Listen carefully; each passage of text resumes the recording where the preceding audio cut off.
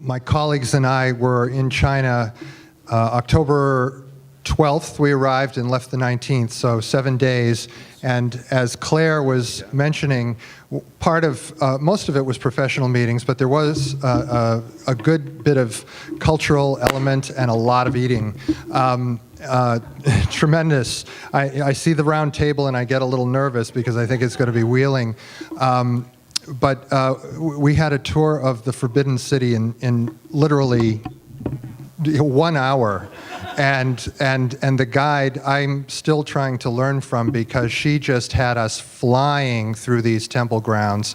And it was entertaining and a beautiful smog-free day. So we'll start with that. You'll see some of it once we get past the blue jeans and then we'll get started.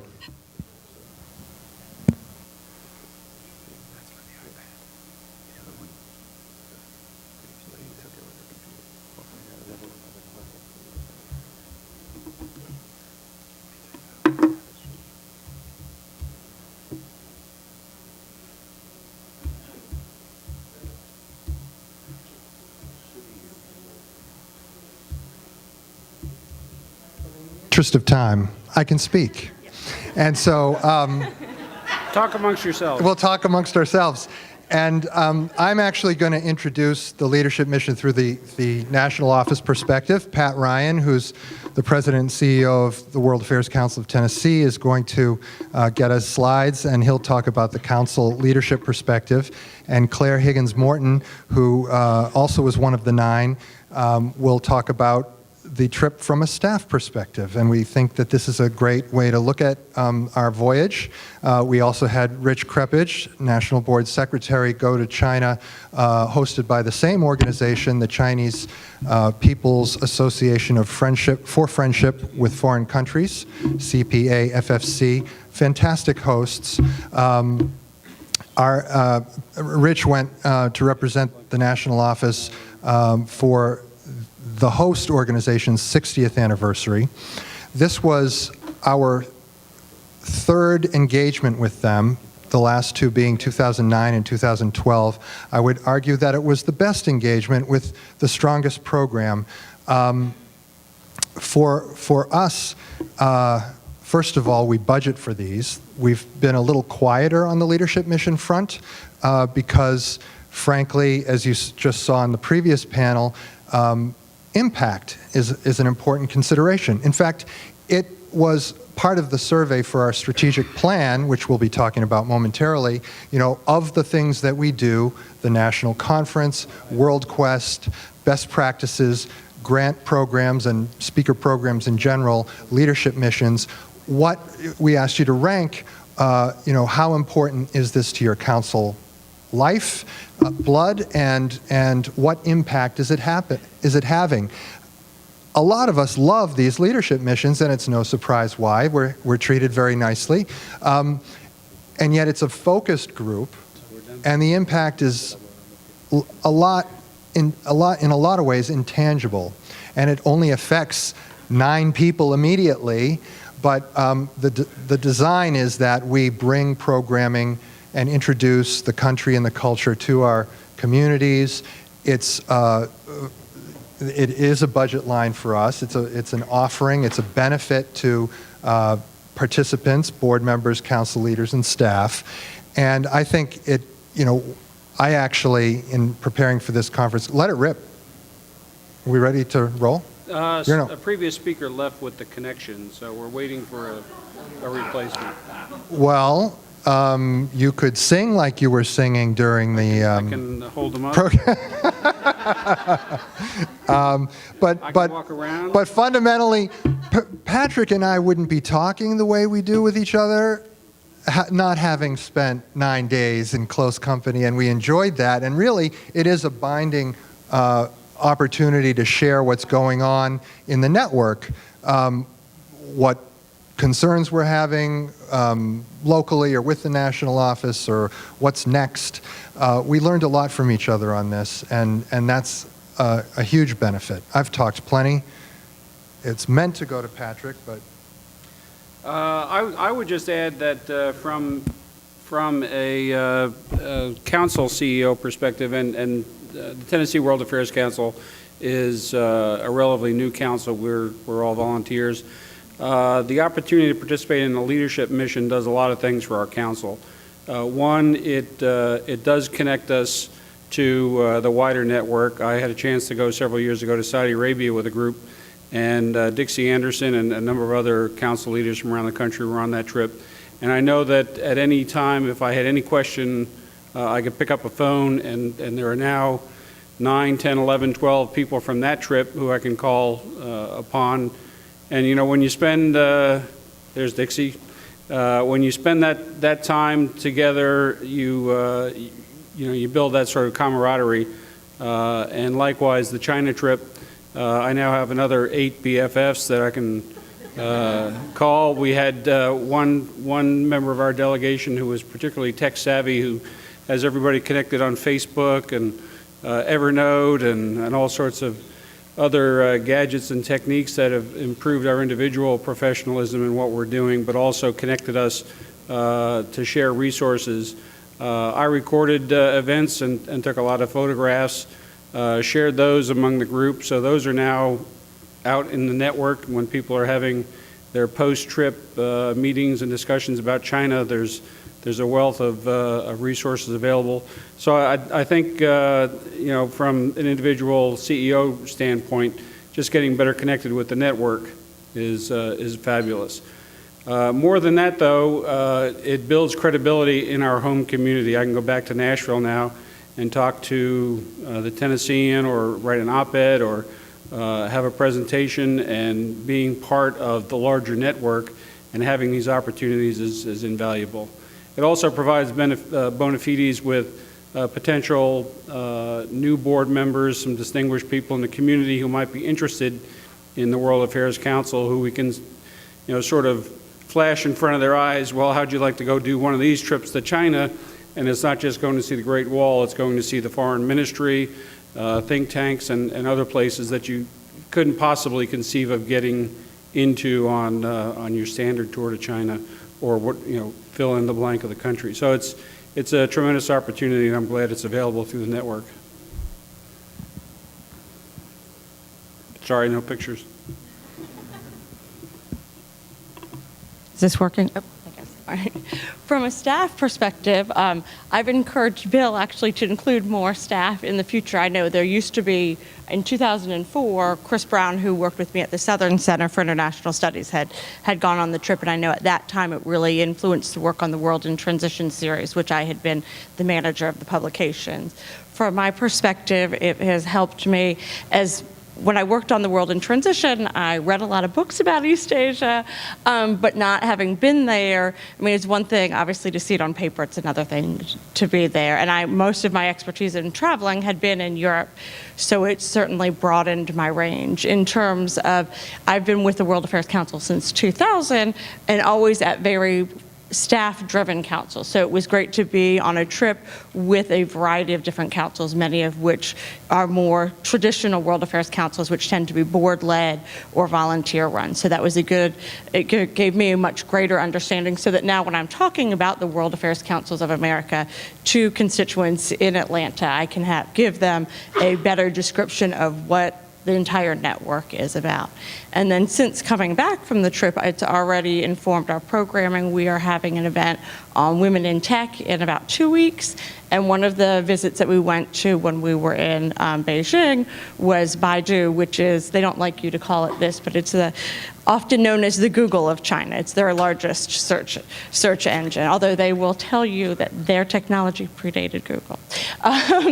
But anyway, talking to them, they were talking about, for their workforce has, for every 108 men, there are 100 women, which is very different from the tech scene in the United States.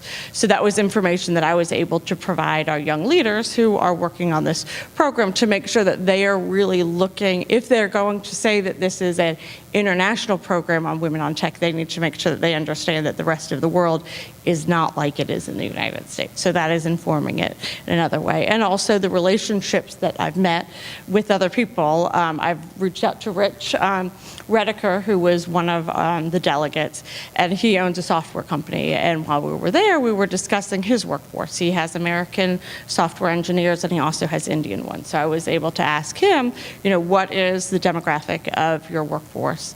And he actually ended up calling up his manager, or probably emailing, in India to find out exactly, how many women they have hired, what they are paying these women, why they don't have more, how many women are graduating with these degrees in India. So it not only informed our thinking, but actually made him think more about the people that he's hiring.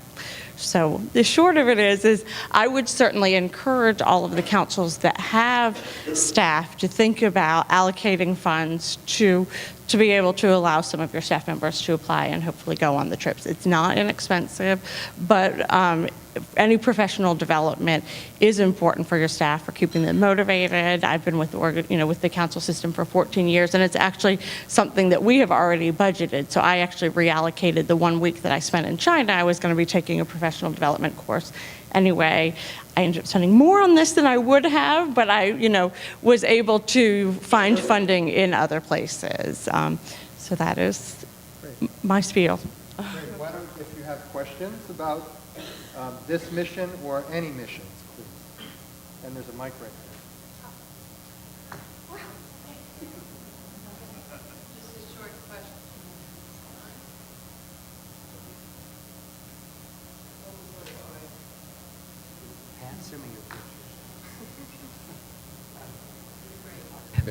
Bill, tell us, where are the other missions that you're planning? Well, we've had great alternance between China and Taiwan lately, and that will continue because next year there will be another Taiwan trip. One of our board members, Timur Rafiq, does business in Malaysia all the time, actually, and he is spearheading an effort to arrange for a mission in Malaysia. It was set back a little bit because of the various airline incidents, unfortunately, but I think things are getting back on track there. We had before my coming to Washington, an MOU with Qatar. There was a change of leadership here, a change of leadership in the embassy, and that also was going to be a bit experimental in that the mission would have been comprised of roughly 60%, say, or 65% of council leadership and participants, including staff, and friends that we were seeking to raise in the community, business people, academics. We need to think about that in the future, because this, again, as I said at the top, this is a benefit and an opportunity that we want to extend to the network first and foremost. So, well, that trip didn't happen, but we're not giving up on it. Germany and Korea are also of interest, as is Mexico and Brazil, but they're early stage conversations. Essentially, we budget this year for 2 because of one dropout on this China trip and my unanticipated participation, which I think ended up being advantageous for everybody. But we made less in the national office, and to make our budget, we would need 3 trips. I think that's a great idea. But right now, with our capacity, I think it's wise for us in the national office and wise for you to not want too many of these out of us, because it takes our effort off the game. So we're gonna certainly deliver another 1 or 2 by next fall, and see how they go. We're gonna give a really nice report on this one. Xiaoyan? Go ahead. Hi, Amy Holland from Maine. we were lucky to have a delegate on this trip to China, and I'm looking for suggestions about how to do the required community program, whether it's specific to this one or from past leadership missions. I'm just wondering what, with a week or 10 days there, what are some things you can bring back to the council? Thanks. I think among our group, Rich Rediker from Western Mass was putting together a presentation he was going to share with the delegation. He's already booked a presentation that he's giving, so a lot of us are waiting to see what that template looks like and adapt it with our own observations. I think it fits in nicely with most of the programming that councils do naturally in the course of their program sessions, whether it's community events, town halls, going around talking to high school students, whatever your particular outreach programs are, to incorporate the delegate that you had from your council into those kinds of programs. I would add, just to shift gears a little bit, specific to China, you're not going to become an expert on China in 9 days. However, the incredible access that we had compared to somebody who studies China, visits China, when you sit down in the foreign ministry, even for an hour, and you get a direct interaction with Chinese diplomats on North American relations, and you can ask them some questions. Sometimes you can ask questions that they don't want to be asked, and the leader of your delegation tells you that you were glad you asked that question, but don't ever do it again. But the content of these programs is just incredible. We were hosted by the Friendship Association there, and Bill and the national office did an incredible job. We not only saw official Chinese organizations, but unofficial think tanks, corporate endeavors, environment, energy, across the board. It was just a spectacular opportunity to sit across the table and ask questions and get briefings and really have a fruitful dialogue that, again, you're not going to become an expert in a week, but you certainly will round out your ability to analyze and share with your colleagues, whatever country you're in on one of these leadership missions, what sort of makes it tick and what the importance of U.S. relations are with that country. Point or revenge taken, Pat. Actually, to invoke my First Amendment rights, I really wasn't disappointed in the question at all, being a former journalist and appreciating the hard angle that you took. We're into tone too, and we want to go back. So, but it was a great meeting at the Foreign Ministry, and I would also say that our hosts in Beijing presented us with a book, Salute to Friendship, and they were very keen for us to think about programming based on this book, which highlights American and Chinese collaboration during the war, which is another way of saying rather anti-Japanese, which would not be good for us to do in the communities I tried to explain. And as we moved through our trip, we ended up in the middle, in Wuhan, middle of our trip, middle of China, very interesting city where 10 million plus people live, and there are 10,000 plus live construction projects. It is just amazing, the scale of this place. And our local Friendship Association presented a very interesting idea. I think Wuhan, the city, has, correct me if I'm wrong, a sister city or a relationship in Ohio and maybe Mississippi or Alabama and Pittsburgh. But this fellow was very keen to develop river relationships along the Mississippi with Yangtze, and I think that was an awesome idea for us, where those councils run up and down the river to seize the opportunity and produce a variety of programs. So that's an example too.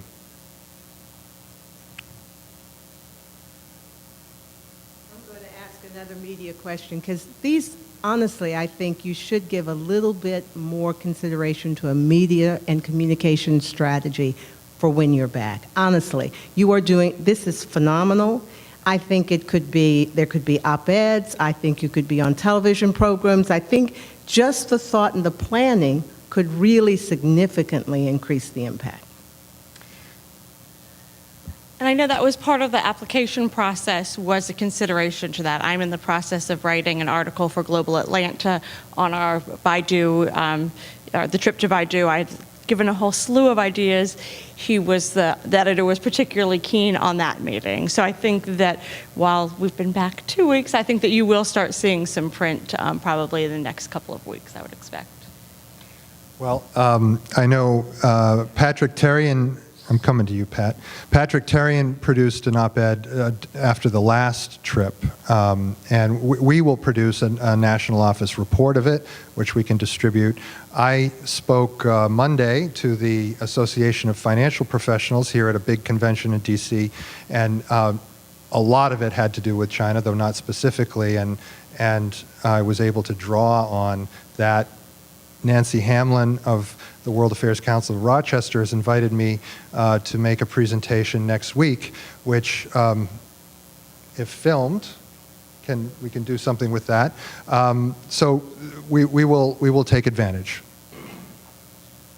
We also have the transcripts from our foreign ministry meeting and the meeting at the International Institute of Security Studies in Shanghai. So all that material, I assume the national office will post up and make available and can be shared in the network. And some of the conversations were insightful, and I won't go into too much detail on U.S.-Chinese relations, but it's refreshing to hear it from the source rather than to try to discern through media what the Chinese are trying to say to us. Our meeting with Max Baucus, the ambassador, was off the record, but that was a great opportunity for us, facilitated by one of the participants who is the treasurer of the Montana Council. We are on still the SIIS websites, Shanghai Institutes for Strategic Studies, and we had, an hour and a half with them. I think to do it again, we might think about a half day instead of just panel on panel and that interchange, to have 1 hour together and then breakout sessions, because that really, they are the CFR of China, and it was I mean, they were all good meetings and different experiences that we had, but that was particularly strong. I did go on the Council on Foreign Relations website for another reason this week and noticed that they have taken an idea long before I had it, but it was percolating in my mind to be a council of councils, and that we should, in addition to having this network, to relate with other organizations abroad, our hosting organization being one, but of course the Council on Foreign Relations is doing it with Chatham House and the G20 countries. This is an opportunity for us to link, I think, with grassroots organizations around the world that will help perhaps facilitate future trips, but also just in general to connect us to their leadership, so that when these folks come and wow, the energy and environment set of experts that we met, they're all moving around the world. They'll come here. We can do them telephonically, or as we're in touch, if they're in your neighborhoods, we'll send them your way. It's really fascinating to hear what's going on there. Other questions? Okay. Not a question, but sitting next to John Russell, I feel urged to say that even though we can't have too many of these leadership missions, not to forget that the Philadelphia World Affairs Council organizes fabulous trips around the world with meetings with ambassadors and special groups that are really quite extraordinary. So I would encourage, even though you might not be able to do a leadership mission, it's not a bad way to travel with the World Affairs Council. So I would urge you all to consider. I know a number of us have been on this trip.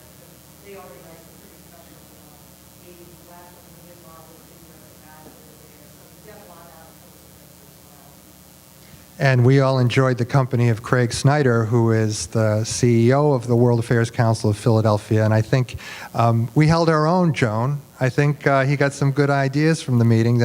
And in Shanghai at the local host's lunch, he writes, "You guys have been coming here year after year after year after year." And I scratched my head and said, "Really? I don't think so." And really? And Craig, of course, was there to assure us that you lead that trip, which is a great one. Yep.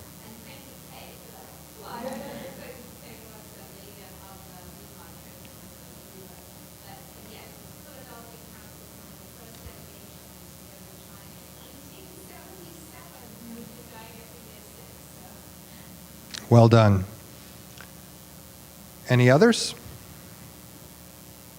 Okay. Well, thank you very much. If I'm going to get a glass of water, and then let's engage in the annual membership meeting. If you want to make it 5 minutes, that's fine. Maybe we can get those pictures up while you can watch China, but listen to me say a few things, and then I want to hear all about your questions and concerns. So let's do that in 5 minutes.